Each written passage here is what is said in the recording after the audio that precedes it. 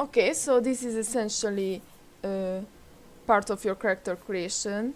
You select a birth sign, and these are permanent bonuses. Some of them are very powerful and game-changing. For example, the Atronach gives you very big bonuses, but your magic does not regenerate, for example. Some of them will give you abilities, some of them will give you stat bonuses, and it kind of depends on what playstyle you want.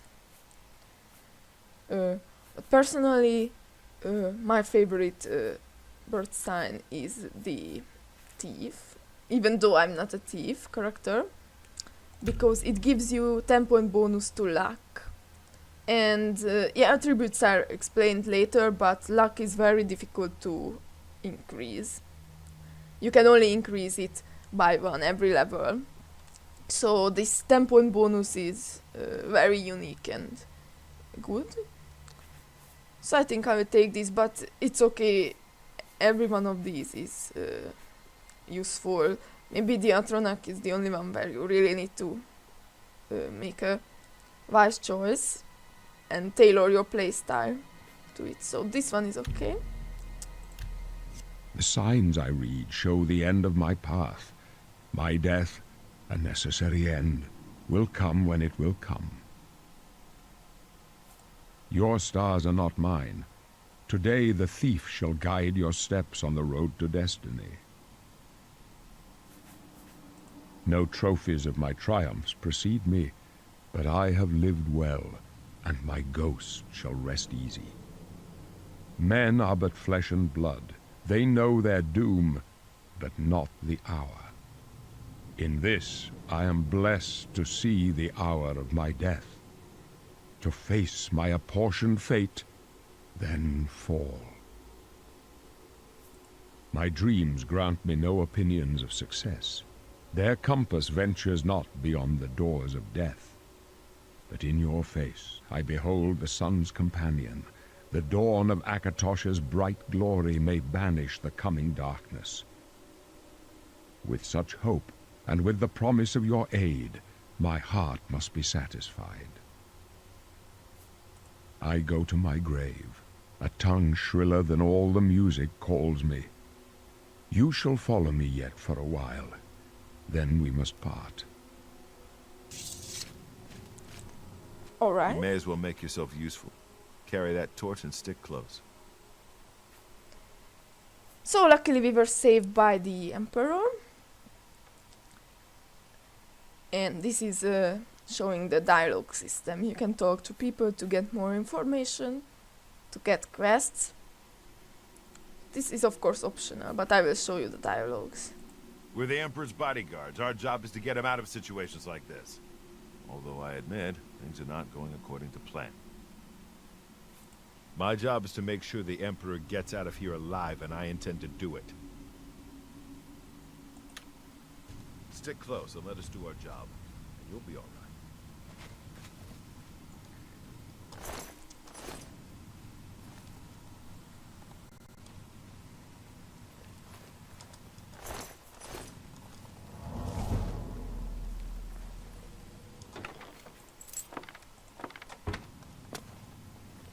The Emperor's in danger!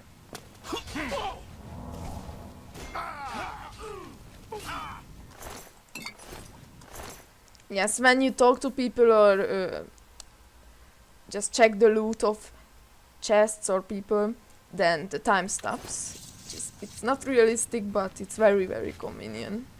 Not much farther.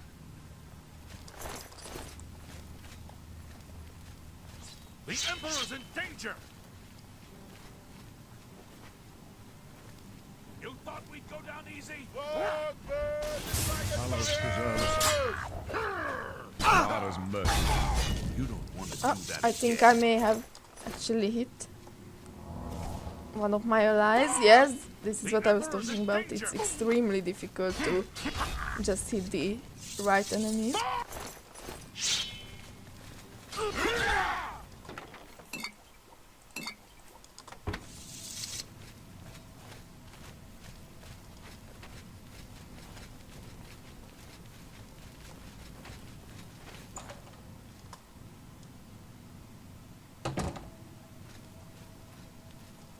Hold up.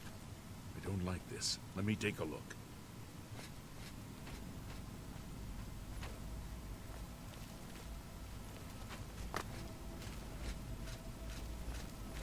Looks clear. Come on. We're almost through to the sewers.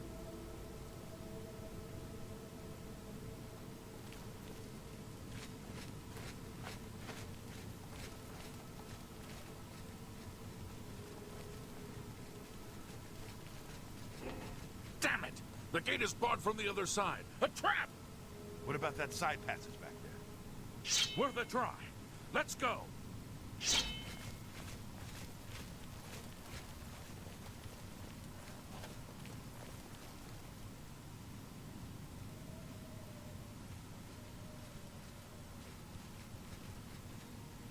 It's a dead end. What's your call, sir? They're behind us. Wait here, sire. Wait here with the Emperor. Guard him with your life. For Cut the them Emperor!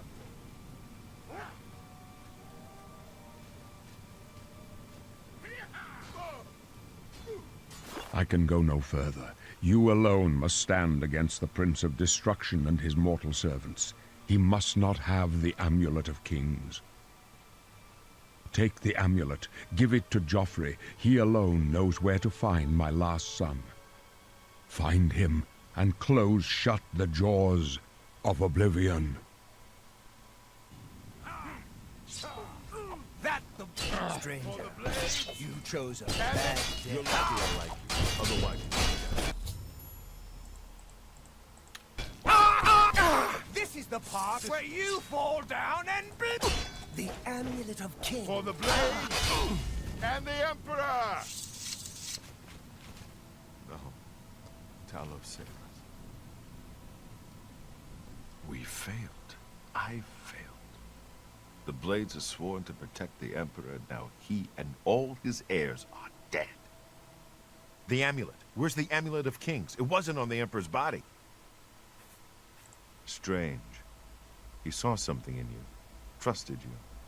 They say it's the dragon blood that flows through the veins of every septim. They see more than lesser men. The Amulet of Kings is a sacred symbol of the Empire. Most people think of the red dragon crown, but that's just jewelry. The amulet has power. Only a true heir of the blood can wear it, they say. He must have given it to you for a reason. Did he say why? Joffrey? He said that? Why? Nothing I ever heard about. But Joffrey would be the one to know. He's the Grand Master of my order. Although you may not think so to meet him, he lives quietly as a monk at Waynon Priory, near the city of Coral. First, you need to get out of here. Through that door must be the entrance to the sewers, past the locked gate. That's where we were heading. It's a secret way out of the Imperial City. Or it was supposed to be secret. Here, you'll need this key for the last door into the sewers. There are rats and goblins down there. But from what I've seen of you, I'm guessing you're an experienced rogue. Am I right?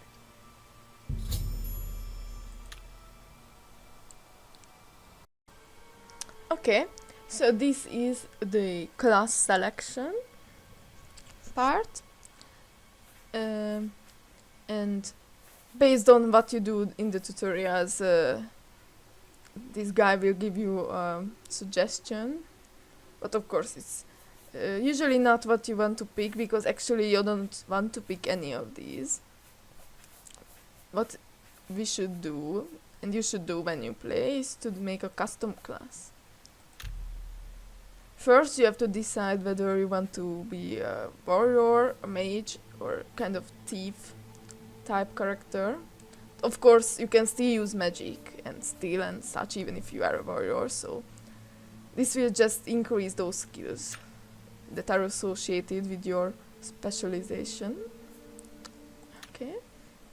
And now you get two favored attributes, which are just a simple bonus. Now, as you can see, if you are a warrior, you need strength and endurance. If you are kind of archer or thief, your agility is very good for you, and speed. Personality is useful for talking to people. Yes, willpower and intelligence for mages. And luck will affect everything essentially, or your skills. So it's kind of useful. And I will select luck because it's very difficult to increase otherwise. And another thing it's good to select is endurance, because endurance will increase your health at every level up, and it's not retroactive. So if you increase it early, your character will be much stronger by the end of the game. Yes. And now you need to select major skills. This is very important because you level up when your major skills increase. So the skills that you select will be your tools for gaining levels. Now there are two strategies in this game, because enemies scale to you.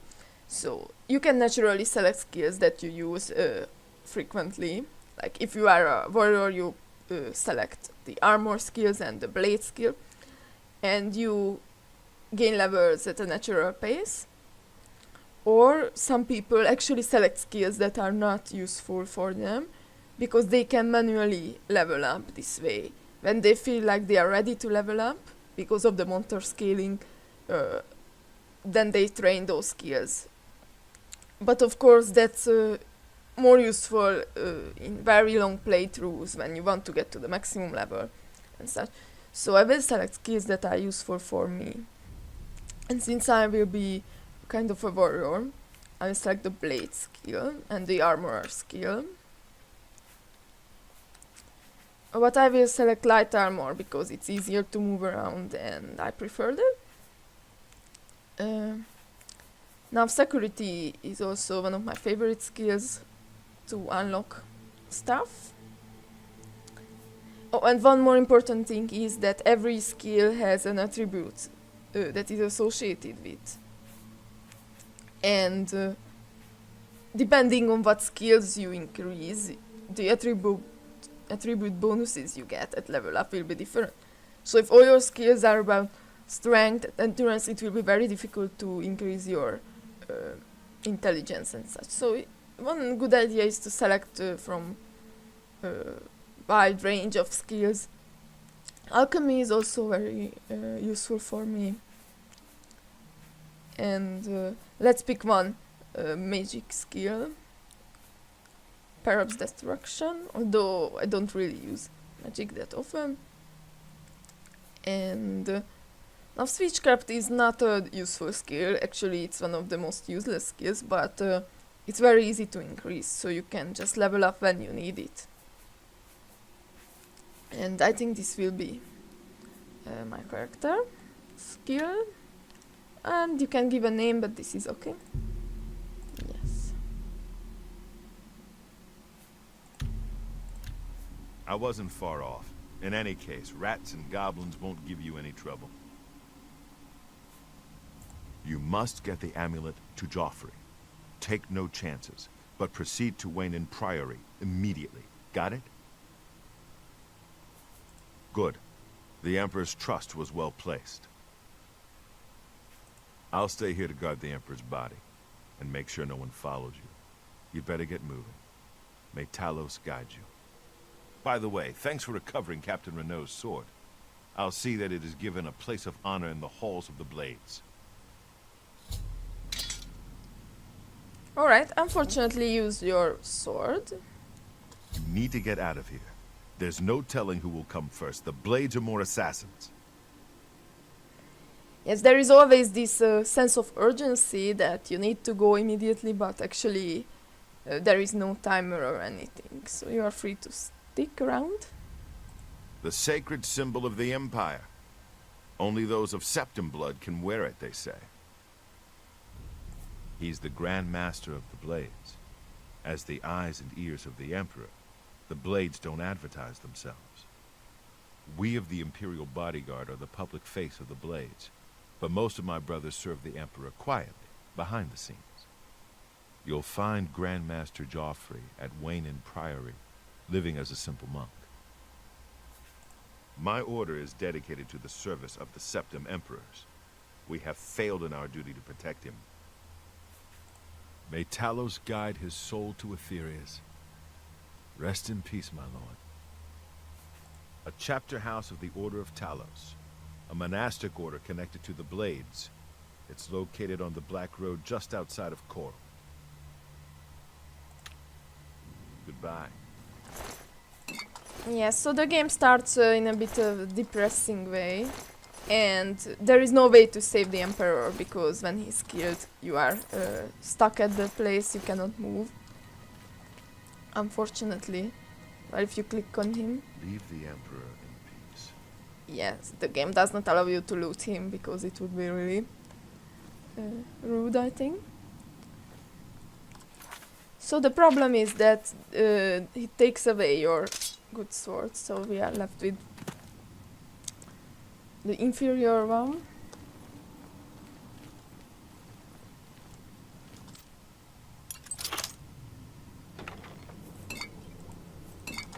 And now we are almost through with the tutorial. There is just one final dungeon here. You can complete it in like a few minutes, so don't worry.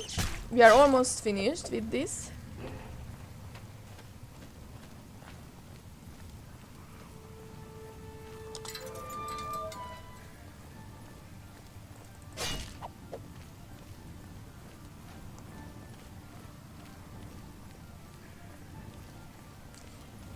And before you leave, here you have the chance to reset everything and customize.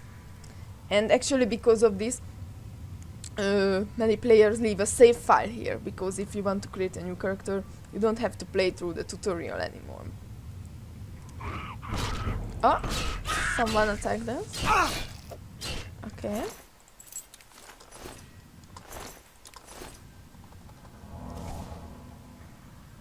But we are okay, so we can leave.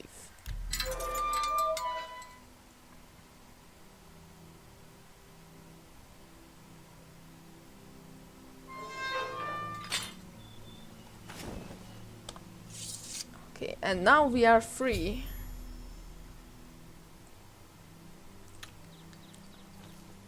Even though we have a very, very important quest, you can actually skip the whole main quest and just start exploring. So, this is Cyrodiil, the country that you can explore in this installment of the Elder Scrolls. As you can see, it's incredibly huge, and all of these are towns.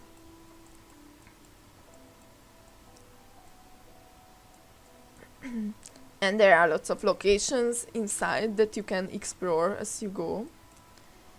And your active quest will be marked with a little compass marker.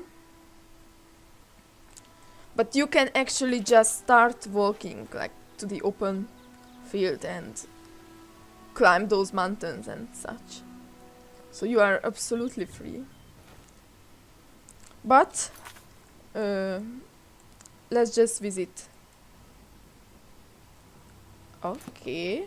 Yes, in order to use the fast travel system, you need to be in a safe location. That means there are no enemies nearby. So if you have already explored the place, such as this, then you can just travel there. You can see some nice text during the loading screens. Okay, so you can see you can harvest stuff and such. There are all sorts of characters you can talk to. I'm the shepherd here. Eranor's the name, and this is Waynon Priory. If he's not sleeping or eating, he'll be fussing with his books, I reckon, over in the Priory House. We're all talking about the Emperor's murder. We have no Emperor, and no heir. That's never happened before. I suppose we should all be worried. Yes, so each character in this game is kind of unique with their own name, a bit of story. this dialogue line is completely his. But there are also some random aspects, for example, rumors may be different depending on what's happening in the game. Farewell.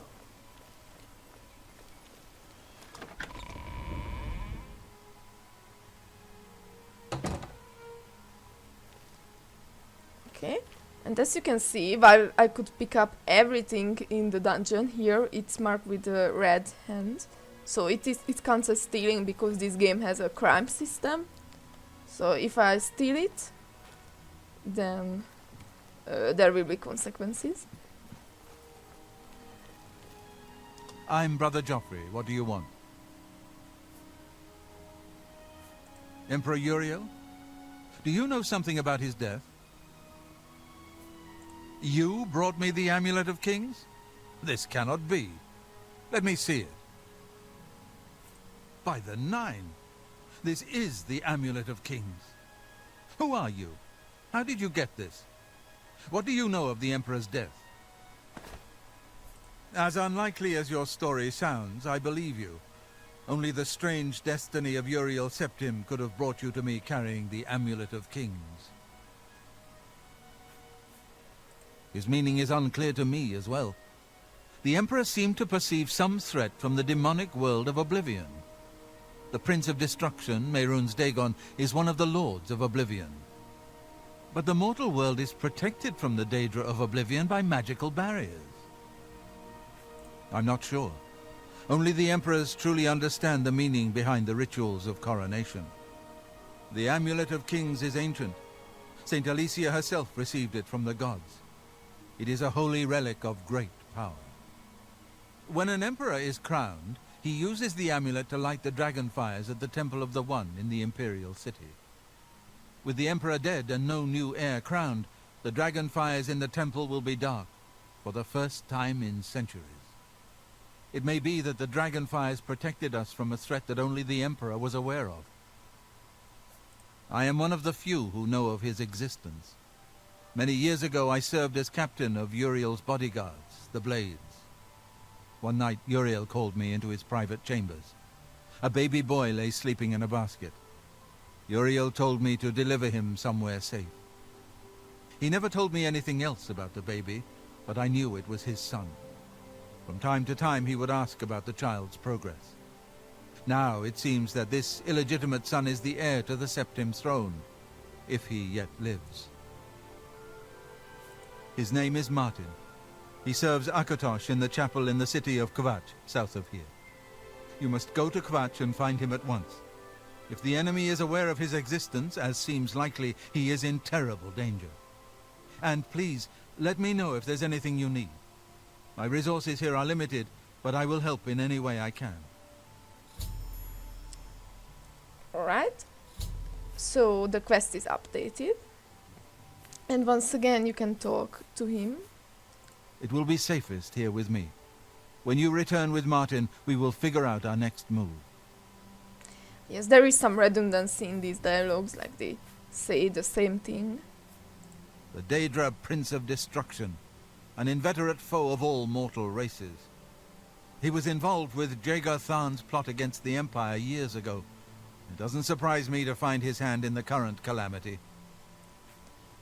If you haven't played any Elder Scrolls game before, these terms like Daedra the Nine, these are completely new, but of course it's not that easy to understand, like demons and gods and such. Yes, Boris told you right. I am the Grand Master of the Blades. We serve the Emperor and the Septim bloodline. Talos is our patron. You wonder to find me here? Discretion is our watchword. Only a few of us have the honor to serve publicly in the Imperial Guard. One of the youngest Blades ever to serve in the Emperor's personal guard. I am glad to hear that he survived, but I fear he will take the Emperor's death particularly hard. The coronation of each new Emperor is sealed when he uses the Amulet of Kings to light the dragon fires in the Temple of the One. The dragon fires of Akatosh remain lit until the death of the Emperor. His successor then lights them anew upon ascending to the throne. With Emperor Uriel dead and no successor crowned, The Temple of the One will be dark for the first time in centuries. The Elder Council rules in the Emperor's absence by ancient tradition. Chancellor Akato heads the Elder Council and is the closest thing the Empire has to a leader right now. But the Blades answer only to the Emperor, of course. We are not an arm of the government. He is a priest in the chapel of Akatosh in Kvatch. He never knew that he was Uriel Septim's son. You need to find him at once and bring him safely back here. I keep a few things here in my chest to resupply traveling blades. Help yourself to whatever you need. This is why it's a good idea to come here quickly, because you get some bonus loot for free. Though none of these are needed. Alright. This is maybe a good idea to point out how amazing all these items are in the game. All these realistic plates and food and such, they really create this realistic world. You can actually open containers, but if you take something out, then it's a crime. One of the unique things about the Elder Scrolls games that there are books and you can actually read them like real books. Yes, actually, if you are interested, you can just pause this screen and read it. Many of these books are carried over from previous games, and there are new books every game. So the library has grown over the many years, and now it's pretty significant actually. So if someone who plays the game and does not understand all these aspects of lore, such as Daedra and such, you can easily find the book on it and read it. It's once again a very unique and realistic way to immerse yourself in the world. Yes, and of course you can sleep, although as you can see this is illegal right now. Good afternoon. I know that you are on an important mission for the Blades. Please, if you need a horse, take mine from the Priory stables. Go with Talos's blessings. Do not fail. Yes? Yes, as you can see, there are also dialogues here, but they are very much the Take same. care. Of course, each of the people have their own flavor in the dialogue, so they will just talk about things differently, and there is some extra info, but it's not that unique. Personally, I really love it, but I won't show all the redundant dialogues. So you get a horse for free. And yes, you can ride it in first or third person, and it's not it's really not my cup of tea personally. You cannot fight from the horse can die, so it's a lot of trouble. Well, anyways, I will not go directly to this quest, and the reason is because it's very difficult if you are just starting out and you are not on easy difficulty. So before that, I need to kind of collect better equipment and level up a bit, and it must be understood that making a walkthrough of this game is very unrealistic, because it's not how you actually play the game. When you actually play the game, you pick up everything, you talk to people, you just get off the beaten track, you are constantly distracted from these quests. You may have like up to 20 quests or even more in your quest book and do all of them. So you don't just start following a quest line like this. But of course I need to be more focused in walk through, because otherwise it would take a year to get to the end. But nevertheless, it's not a good idea to just jump into this main quest, right?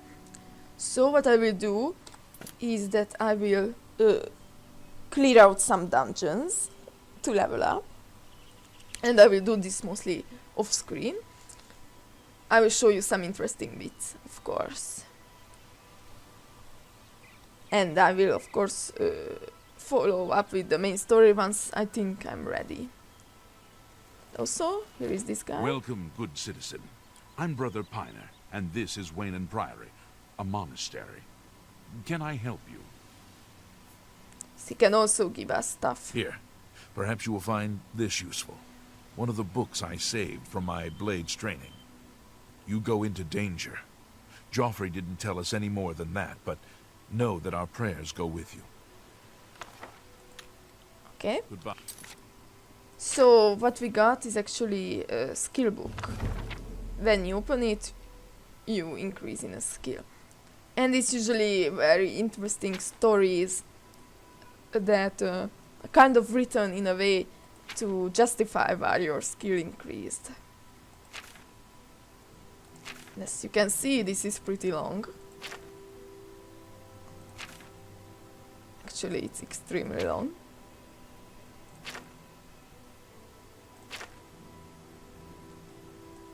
So you can actually spend hours reading these virtual books. Okay, but never mind. So this will be the end of this episode, and I will come back when I'm stronger.